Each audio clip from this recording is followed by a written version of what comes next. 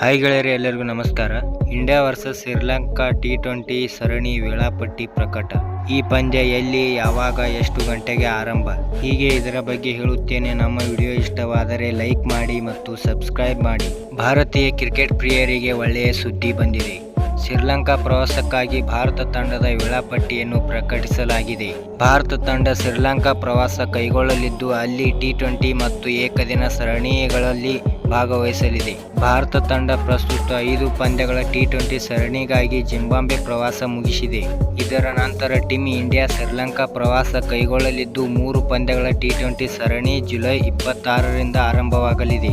ಎರಡನೇ ಪಂದ್ಯ ಇದೇ 27ರಂದು ನಡೆಯಲಿದ್ದು, ಮೂರನೇ ಪಂದ್ಯ ಜುಲೈ 29ರಂದು ನಡೆಯಲಿದೆ. ಅದೇ ಸಮಯದಲ್ಲಿ ಏಕದಿನ ಸರಣಿಯು ಆಗಸ್ಟ್ 1ರಿಂದ ಪ್ರಾರಂಭವಾಗಲಿದ್ದು, ಎರಡನೇ ಮತ್ತು ಮೂರನೇ ಪಂದ್ಯಗಳು ಕ್ರಮವಾಗಿ ಆಗಸ್ಟ್ 4 ಮತ್ತು 7ರಂದು ನಡೆಯಲಿದೆ. ಈ ಸರಣಿಯ ಅಧಿಕೃತ ಪ್ರಸಾರಕರಾದ ಸೋನಿ ಸ್ಪೋರ್ಟ್ಸ್ ನೆಟ್ವರ್ಕ್ ಟ್ವೀಟ್ ಮೂಲಕ ಎಲ್ಲ ಪಂದ್ಯಗಳ ದಿನಾಂಕಗಳನ್ನು ಬಿಡುಗಡೆ ಮಾಡಿದೆ.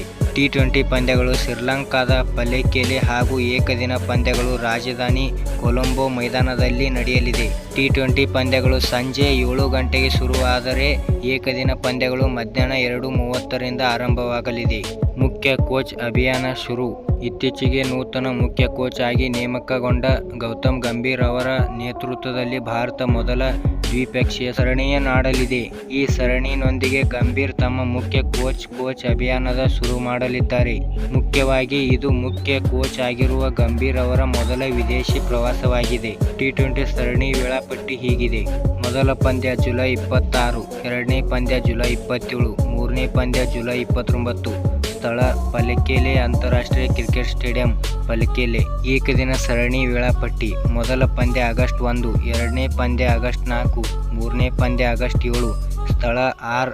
ಪ್ರೇಮದಾಸ ಅಂತಾರಾಷ್ಟ್ರೀಯ ಕ್ರಿಕೆಟ್ ಸ್ಟೇಡಿಯಂ, ಕೊಲಂಬೋ. ಹಾಗೆಯೇ ನಮ್ಮ ವಿಡಿಯೋ ಇಷ್ಟವಾದರೆ ಲೈಕ್ ಮಾಡಿ ಮತ್ತು ಸಬ್ಸ್ಕ್ರೈಬ್ ಮಾಡಿ ಮತ್ತು ಹೇಗೆ ಆಗಿದೆ ಎಂದು ಕಮೆಂಟ್ ಮಾಡಿ ಮತ್ತು ಶೇರ್ ಮಾಡಿ. ಎಲ್ಲರಿಗೂ ನಮಸ್ಕಾರ.